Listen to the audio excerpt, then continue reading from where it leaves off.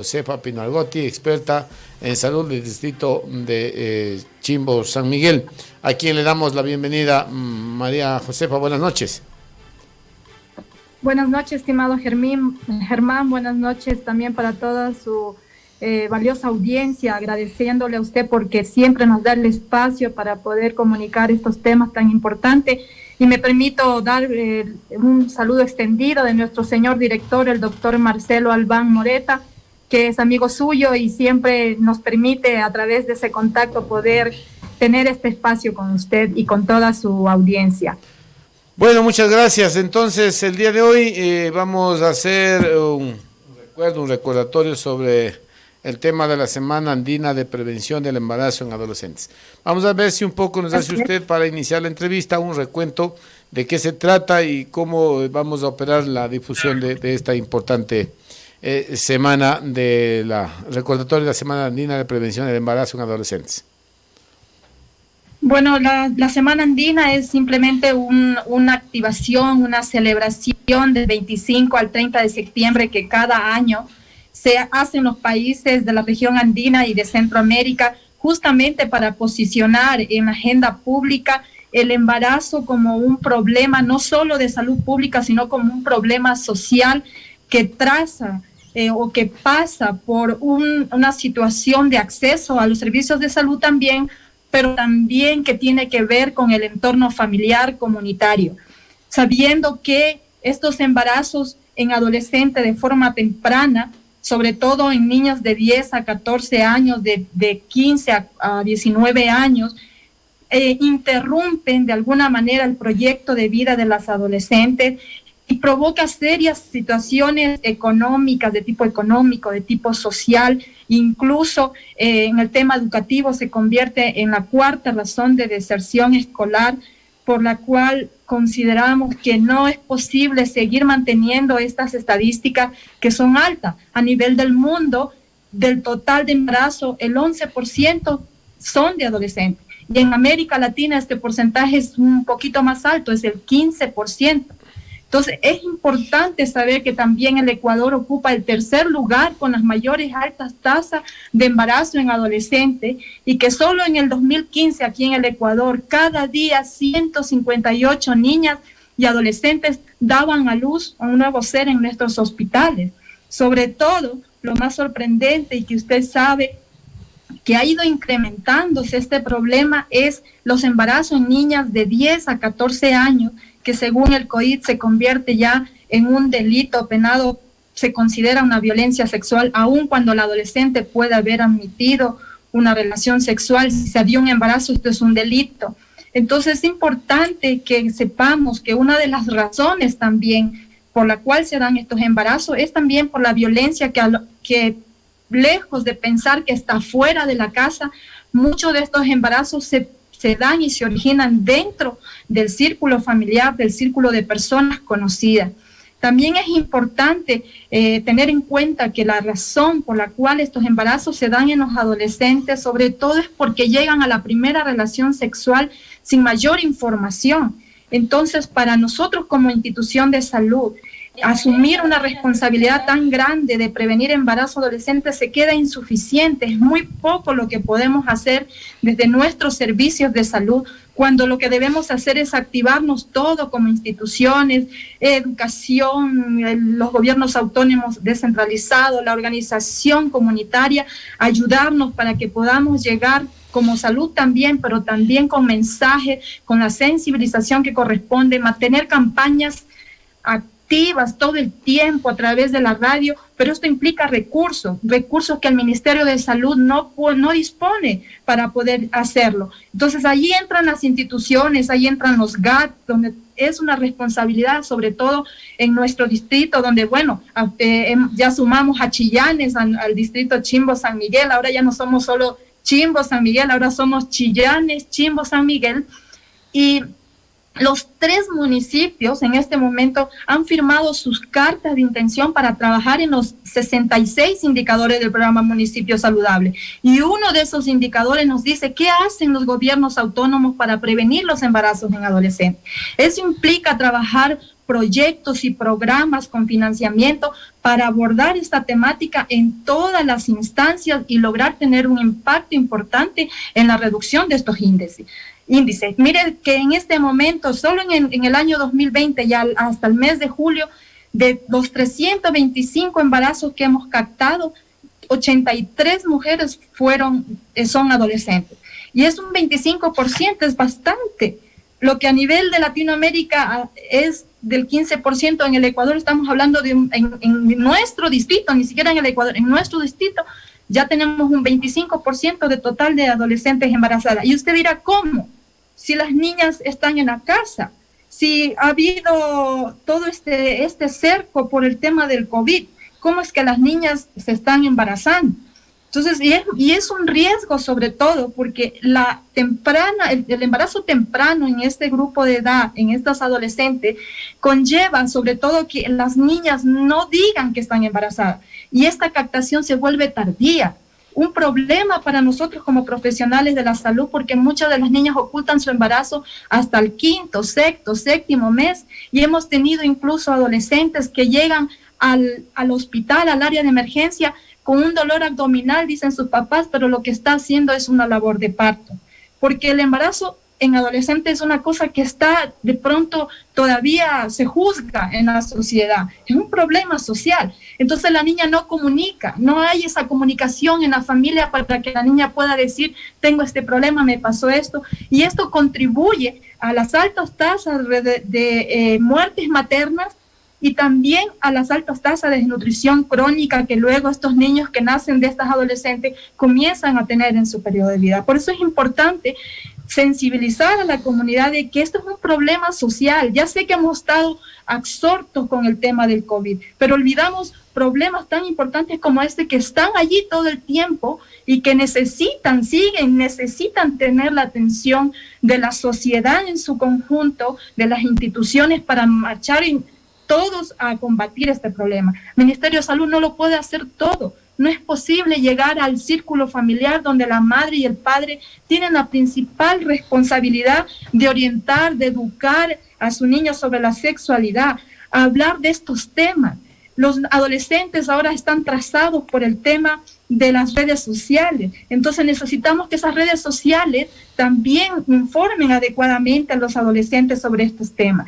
Estamos en este momento activados para decirles, incluso el día de hoy tuvimos ya un foro virtual con estudiantes del Ángel Polibio Chávez, aprovechando las plataformas virtuales en las que se están recibiendo sus clases. Y hemos dado sobre este tema, hemos hablado sobre el proyecto de vida tan importante para los adolescentes. ¿Qué es lo que tenemos que hacer todos, profesionales de la salud, maestros, padres de familia? Trabajar con los adolescentes en su proyecto de vida, la hoja de ruta sobre sus sueños, sus aspiraciones, para que no se pierda en el camino, ir hablando también de su sexualidad, de cómo siente, pero de manera segura, de que pueda recibir información de personas calificadas para que puedan orientar esas sensaciones que en los adolescentes pues se dan, porque eso es despertar, es un despertar hormonal, físico que ocurre en el cuerpo de las y los adolescentes. Pero es necesario reorientarlo para que se eviten estos embarazos que ya lo estamos viendo y ya le digo, es un problema que nuevamente está orientada hacia la mujer, porque finalmente el hombre, el muchacho, el que le embaraza o el hombre que le embaraza, puede estar allí, pero quien va a recibir todo el juzgamiento, todos los problemas de salud, quien va a tener que decidir si sigue estudiando o no, si tiene que ir a trabajar de pronto porque es una madre adolescente pobre, va a ser esta mujer. Entonces es importante por eso sensibilizar y poner en la agenda pública el tema. Y esta es la oportunidad que yo agradezco nuevamente que usted nos da de poner en esta plataforma informativa el tema nuevamente a discusión, para que podamos entre todos ir construyendo un proceso de información, de educación, donde todos podamos contribuir, Germán. Bueno, sí, esto es importante. Yo creo que en este tema están fallando todos los sectores de los que usted ha mencionado, ¿no? Padres de familia que básicamente tendrían que ser el eje fundamental del desarrollo, porque a través de ellos se llega a evidenciar la aceptación de algo que sí es un problema, pero el momento en que la adolescente está ya en ese camino sin vuelta atrás, cuando están embarazadas, ya la situación se convierte en un sí o sí. No hay eso de poder a las jóvenes recriminarlas, castigarlas y ese estigma social que se crea. Pero también, como usted dijo en su intervención inicial, el tema es que las autoridades, en este caso las GAD cantonales, para el hecho de lo que estamos conversando el día de hoy, Chillanes, San Miguel, Chimbo, no cumplen con ese rol fundamental, primero, de evitar los embarazos, ¿no? En esas charlas, en los diálogos, en la prevención misma, ¿no? Porque es bastante complicado de que una institución, en este momento que el país vive graves momentos, no pueden invertir en la difusión, en la concientización. ¿Qué tanto o qué papel han cumplido hasta ahora los GAD descentralizados cantonales de Chillanes, de Chimbo y de San Miguel? ¿Hay una participación activa o un poco están virando la cara a los municipios? Bueno, no es tanto que están virando la cara, yo creo que finalmente ellos han comprendido que esto es su responsabilidad y a través del programa Municipio Saludable estamos buscando que ellos asuman esta responsabilidad. Por ello, por ejemplo, yo sí puedo decir que San Miguel de los 3 cantones es el más desarrollado porque no solo tiene Consejo Cantonal de Protección de Derechos, sino que además a través de ordenanza municipal se ha financiado el funcionamiento de la Junta Cantonal de Protección de Derechos, que además tienen presupuesto para hacer acciones educativas y gracias al equipo hemos podido coordinar muchas actividades educativas a nivel de las unidades, repito, educativas, a nivel de escuelas, a nivel de colegios, a nivel de comunidades hemos hecho programas de capacitación, un poco menos tal vez en Chimbo y tal vez casi un poco menos en Chillanes. Digamos, la participación todavía están en un proceso, digamos, de insertarse, pero yo sí puedo decir en San Miguel hemos trabajado, todavía falta, o sea, necesitamos seguir trabajando en esos proyectos que últimamente por el tema COVID se han quedado un poco rezagados. Eso hemos conversado con la Junta Cantonal de Protección de Derechos, que necesitamos reactivar estos procesos de conversatorios para poder retomar los proyectos y financiarlos. Bueno, los municipios están pasando también por problemas económicos, ¿no? También les ha tocado a ellos, pero yo puedo decir por San Miguel, están de los 3 cantones mejor posicionados en la temática y estamos trabajando. Con los otros 2, Chimbo y Chillanes, estamos ahí negociando, conversando, buscando que ellos también se financien, que construyan sus ordenanzas, porque por ejemplo Chimbo no tiene todavía Junta Cantonal de Protección de Derechos, San Miguel siempre le ha dado la mano en ese sentido, y Chillanes todavía no ha avanzado. Ellos siempre han sido más apoyados por ONGs, pero las ONGs se van, necesitamos es que los gobiernos autónomos se hagan cargo. Entonces estamos allí, Germán, no podría decir que no, que es apático la participación de los municipios, no lo puedo decir así, pero sí necesitamos que ese apoyo sea mucho mayor y ese financiamiento sea mayor y permanente para que a través de medios como los de ustedes podamos llegar permanentemente, constantemente con la información a los grupos que nos incumben en este caso a los adolescentes. Aprovechamos las redes sociales, aprovechamos de estas plataformas, pero seguirá siendo insuficiente porque necesitamos recursos para no solamente a través de las redes sociales, sino a través de medios de comunicación llegar a mucha más población que no tiene acceso al Internet.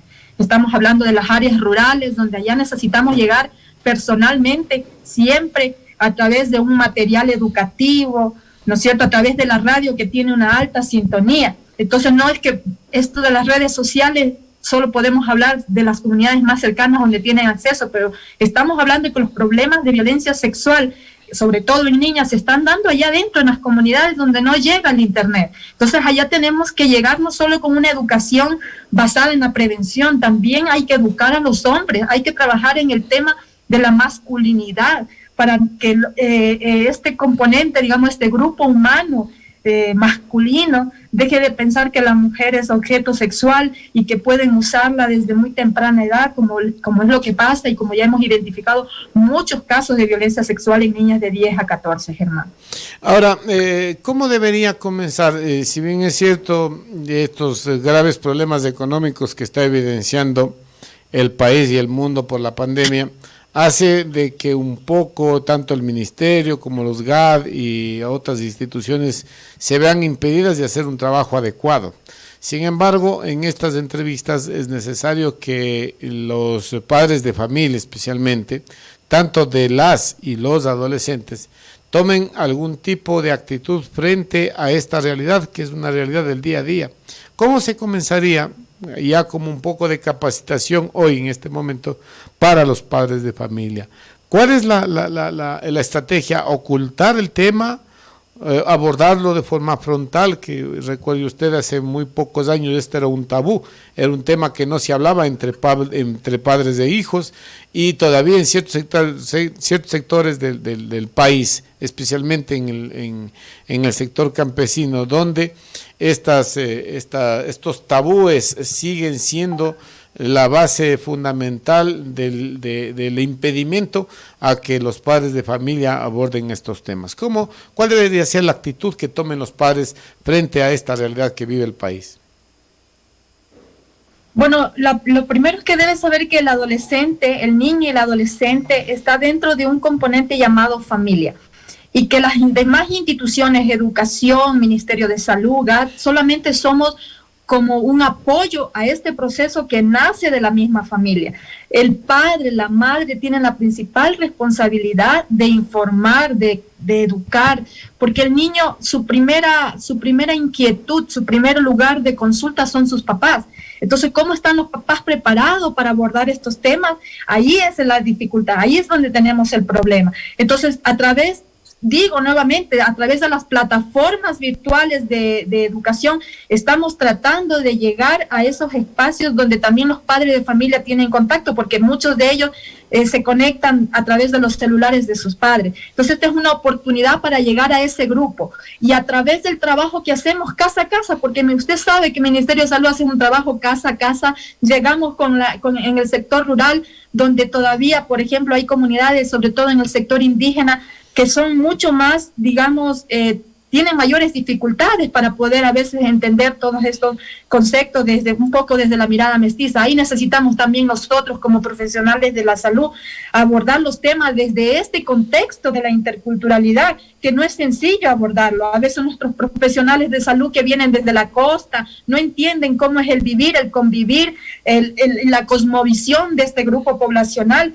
Entonces quieren abordar la temática como se lo aborda en la costa, donde la gente es más abierta, ¿no? Pensamiento. Entonces, todo eso también para nosotros es importante abordarlo, conociendo la comunidad, el entorno y la población a la que va a ser abordada, y de qué forma y cómo miran la vida, los conceptos, la sexualidad de este grupo poblacional. Eso estamos en ese ejercicio, estamos permanentemente con nuestros profesionales de la salud. Pero ya en casa le corresponde primerito al padre informar, educar, es el lugar primerito de consulta del adolescente, sus inquietudes primerito a los padres. Si ellos no están preparados, no van a poder dar respuesta a esas inquietudes. Por eso también hemos tenido muchos proyectos con educación, bastantes proyectos donde ellos trabajan con educación para padres, por ejemplo. Nosotros como Ministerio de Salud y Educación también desarrollamos un proyecto que se llama Familia Saludable, donde trabajamos las principales conductas de riesgo, y una de esas es la conducta sobre cómo ven la sexualidad y el riesgo que le puede llevar al embarazo. Pero sigue siendo insuficiente, Germán. Necesitamos el aporte de toda la comunidad y de las demás instituciones que se sumen a esta gran tarea. Muy bien, entonces ahora lo que sí se ve es que el trabajo, por más esforzado que sea, está dando pocos resultados, porque según los índices de los que usted nos está informando, la situación es bastante complicada. Entonces, cambiar la estrategia tal vez. El problema de las redes sociales, que muchos lo toman como el gran comunicador, resulta que, por ejemplo, en el cantón Chillanes, donde hay mucho menos cobertura, San Miguel, Chimbo, que especialmente los sectores rurales, donde definitivamente no hay por ninguna opción este tipo de posibilidad de capacitar.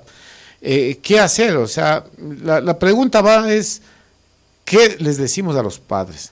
¿Cuál es la forma? Lo que yo les decía. O no abordamos el tema, esperamos que no se lleguen a enterar, pero usted sabe que la sexualidad no es cuestión de enterarse, sino es cuestión de que es parte de nuestra vida. No, hay que hablar el tema, hay que hablarlo y de frente, con los padres de familia. Hay que hacer educación para padres. Decir que, por ejemplo, una de las características importantes que el adolescente necesita para poder desarrollar una conducta sexual adecuada, que le ayude a cumplir su proyecto de vida, es la autoestima. Y esa autoestima solo se lo garantiza el círculo familiar, el afecto, el amor, la comunicación. Todos estos aspectos que solo nacen desde allí, porque la autoestima se deriva de esa relación adecuada y efectiva entre padres e hijos.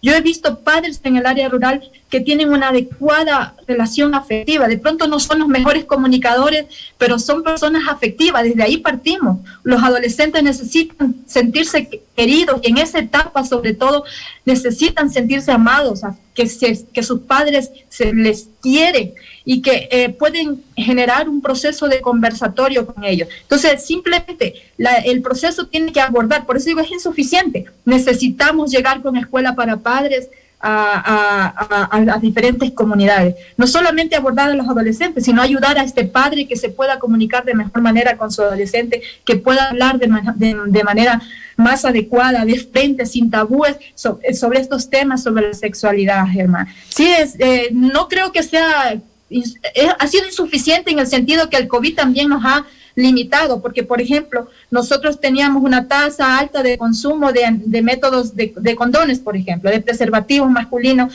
donde los adolescentes de los colegios iban a los dispensadores y tomaban estos preservativos, pero la pandemia hizo que esto se retraiga. O sea, la pandemia hizo que la gente ya no quiera ir a los centros de salud y hospitales por el miedo a contagiarse del COVID. Entonces, hemos visto que ha decaído el consumo de preservativos y en este momento el Ministerio de Salud se encuentra en una campaña activa, casa a casa, promoviendo el uso de preservativos, sobre todo donde hay adolescentes, porque ahí es donde necesitamos llegar, a que este adolescente desarrolle la mayor y la más importante habilidad de todo ser humano, que es el autocuidado, que aprenda a cuidarse, aprenda a cuidar su salud y que aprenda a afectar adecuadamente su sexualidad y enfrentarla como es, vivirla adecuadamente, con libertad y sin violencia. Allá queremos llegar, Germán. Muy bien, entonces no sé si algo más habrá que acotar en este tema. Ustedes saben que este medio de comunicación siempre apoya en cualquier tipo de iniciativas que se vengan, no solo desde el Ministerio de Salud, sino de cualquiera de los ministerios que pretendan apoyar en esta campaña. Muy agradecido, Germán. Estamos activados en este momento promoviendo que la línea 171, opción 2, puede dar información y asesoría sobre educación sexual a los y las adolescentes. Está activada esta opción desde hace 2 años atrás. Volvemos a decir, llame al 171, opción 2, si es que ya ha decidido que quiere tener actividad sexual, para que lo haga de forma adecuada, correcta, orientada y pueda hacerlo correcto, para que evitemos que su proyecto de vida se interrumpa por un embarazo no deseado, Germán. Yo agradecerle por siempre, por su apertura, su espacio que siempre nos da y gracias por hacernos esa invitación permanente a darnos estos pequeños espacios para poder llegar a la comunidad y sobre todo en este momento a los adolescentes, Germán. Muchísimas gracias. Ok, muchas gracias también por la comparecencia, María Josefa Pinargote, perdón. Hay otro